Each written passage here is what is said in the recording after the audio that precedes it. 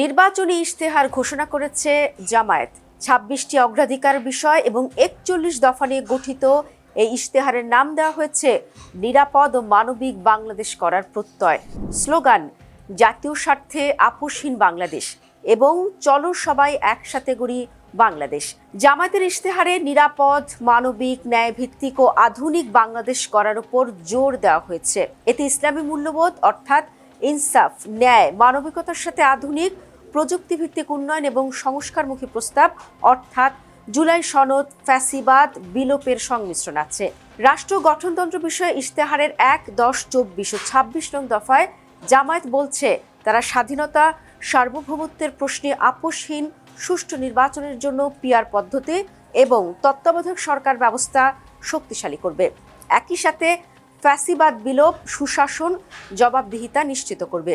সামাজিক ন্যায় ও মানবিকতা বিষয়ে ইশতেহারের ২, ৪, ১১, ১৮, ২৫ নং দফায় জামায়াত বলছে তারা বৈষম্যহীন সমাজ প্রতিষ্ঠা করবে, নারীর নিরাপত্তা ও ক্ষমতায়ন, সংখ্যালঘু অধিকার, গুম খুনের বিচার করবে এবং স্মার্ট সোশ্যাল সিকিউরিটি কার্ডের মাধ্যমে সামাজিক নিরাপত্তা নিশ্চিত করবে।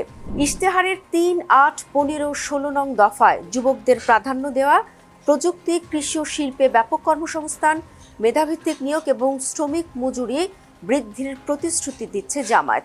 অর্থনীতি উন্নয়ন প্রসঙ্গে ৯, ১৫, ২১ ও ২৩ নং দফায় জামায়াত বলছে দুর্নীতিমুক্ত অর্থনীতি, বিনিয়োগ বান্ধব দ্রব্যমূল্য নিয়ন্ত্রণ, আবাসন ও শিল্পায়ন করবে। কৃষি, খাদ্য, পরিবেশ বিষয়ে ১৩, ১৪ নং দফায় জামায়াত কৃষিতে বিপ্লবের কথা বলছে।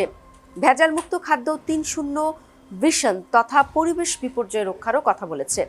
শিক্ষা, স্বাস্থ্য, যোগাযোগের বিষয়গুলো এসেছে ইশতেহারের ১৯, ২০ ও ২২ নম্বর দফায়। সেখানে তারা বলছে বিনামূল্যে উন্নত স্বাস্থ্য, শিক্ষা এবং যাতায়াত ব্যবস্থার সংস্কার করার কথা। জুলাই বিপ্লব ও সংস্কার বিষয়ে ইশতেহারের ১২ নং দফায় জামায়াত জুলাই সনদ বাস্তবায়ন, শহীদ আহতদের পুনর্বাসনের কথা বলছে। একই সঙ্গে প্রবাসীদের নিয়ে ১৭ নং দফায় বলেছে ভোট সহ প্রবাসীদের অধিকার নিশ্চিত করবে দলটি। এর বাইরে ১০টি মৌলিক প্রতিশ্রুতি তথা ৫টি হা এবং ৫টি নায়ের কথা বলেছে দলটি। তারা বলছে সততা, ঐক্য, ইনসাফ, দক্ষতা, কর্মসংস্থান প্রশ্নে হা এবং দুর্নীতি, ফ্যাসিবাদ, আধিপত্যবাদ, বেকারত্ব, চাঁদাবাজি প্রশ্নে না। এটাই দলটির অবস্থান। একই সাথে স্মার্ট সোশ্যাল সিকিউরিটি কার্ডের কথা বলেছে, যেখানে একই কার্ডের মধ্যে এনআইডি, টিন, স্বাস্থ্যসেবা এবং সামাজিক সেবা সবকিছুই বলেছে। জাতীয় স্বাস্থ্য বীমা এবং ডিজিটাল হেলথ কার্ডের কথাও আছে তাদের পরিকল্পনায়। একই সাথে স্মার্ট সোশ্যাল সিকিউরিটি কার্ডের কথা বলেছে, যেখানে একই কার্ডের মধ্যে এনআইডি, টিন, স্বাস্থ্যসেবা এবং সামাজিক সেবা সবকিছুই থাকবে। জাতীয় স্বাস্থ্য বীমা এবং ডিজিটাল হেলথ কার্ডের কথাও আছে তাদের পরিকল্পনায়। দীর্ঘমেয়াদী ট্যাক্স ও ভ্যাট কমানোর পরিকল্পনা জানিয়েছে দলটি, তবে এখনই কোনো প্রতিশ্রুতি দিচ্ছে না। অনেক কথাই বলেছে দলটি, কিন্তু যা বলেনি তাও কম নয়। প্রথম কথা হলো দলের ইশতেহারে ইসলাম নেই। দলের নাম জামায়াত ইসলামী হলেও দলের ইশতেহারের যে প্রচার ভিডিও করা হয়েছে সেখানে আধুনিক পোশাক পরা মেয়েদের ছবি ব্যবহার করা হয়েছে, সেখানে হিজাবের কোনো বালাই নেই। জামায়াত ইনসাফ, ন্যায়, মানবিকতার কথা বলেছে, কিন্তু সরাসরি ইসলামী রাষ্ট্র বা শরিয়া আইনের কথা বলেনি। এটা জামায়াতকে আধুনিক দল হিসেবে উপস্থাপন করেছে ঠিক, কিন্তু একই সাথে জামায়াত যে ইসলামী দল নয় তাও বুঝিয়ে দিচ্ছে। পররাষ্ট্রনীতি বিষয়ে জামায়াত বলেছে তারা জাতীয় স্বার্থে আপোষহীন থাকবে, কিন্তু ভারত, পাকিস্তান বা চীন অথবা আমেরিকার সাথে সম্পর্ক নিয়ে কিছু বলেনি। সাম্প্রতিক সময়ে আমেরিকার সাথে জামায়াতের সম্পর্ক নিয়ে বুদ্ধিজীবী মহলে ব্যাপক সমালোচনা হচ্ছে। জামায়াতের একসময়ের বন্ধুরাও এ নিয়ে জামায়াতের সমালোচনা করেছেন। জামায়াতের সাথে সেনাবাহিনীর সম্পর্ক নিয়ে সম্প্রতি আলোচনা উঠেছে। জামায়াত নেতারা বলেছেন বাংলাদেশ সেনাবাহিনীকে দেশবিরোধী কাজে ব্যবহার করা হচ্ছে, কিন্তু জামায়াতের ইশতেহারে প্রতিরক্ষা ব্যবস্থা কিংবা সেনাবাহিনীতে সংস্কারের বিষয়ে স্পষ্ট কোনো পরিকল্পনা নেই। জামায়াত নারীদের ক্ষমতায়নের কথা বলেছে, নারীদের জন্য কোনো কোটা থাকবে কিনা কিংবা ঠিক কোন প্রক্রিয়ায় নারীদের ক্ষমতায়ন করবে এ বিষয়ে তাদের কোনো সুনির্দিষ্ট অবস্থান নেই।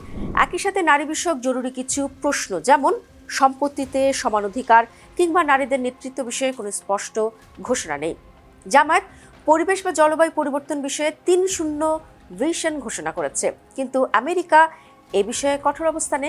কাজেই জামায়াতের বর্তমান মিত্র আমেরিকার সাথে মিলিয়ে ক্লাইমেট ফান্ডিংয়ের কি হবে এ বিষয়ে কোনো বিস্তারিত ব্যাখ্যা নেই। একই সাথে রোহিঙ্গা ইস্যু ও জাতীয় নিরাপত্তা ইস্যু, এই দুটি প্রসঙ্গ তারা এড়িয়ে গেছে। জামায়াতের ইশতেহার থেকে একটা বিষয় পরিষ্কার, জামায়াত আসলে নিজেকে ক্ষমতায় দেখতে পাচ্ছে না, তারা নিজেদেরকে সম্ভবত বিরোধী দলেই দেখতে চায়। সেজন্য তাদের ইশতেহারটা মূলত তাত্ত্বিক বা ভিশন ভিত্তিক, তাদের নির্দিষ্ট কোনো প্ল্যান বা টার্গেট নেই।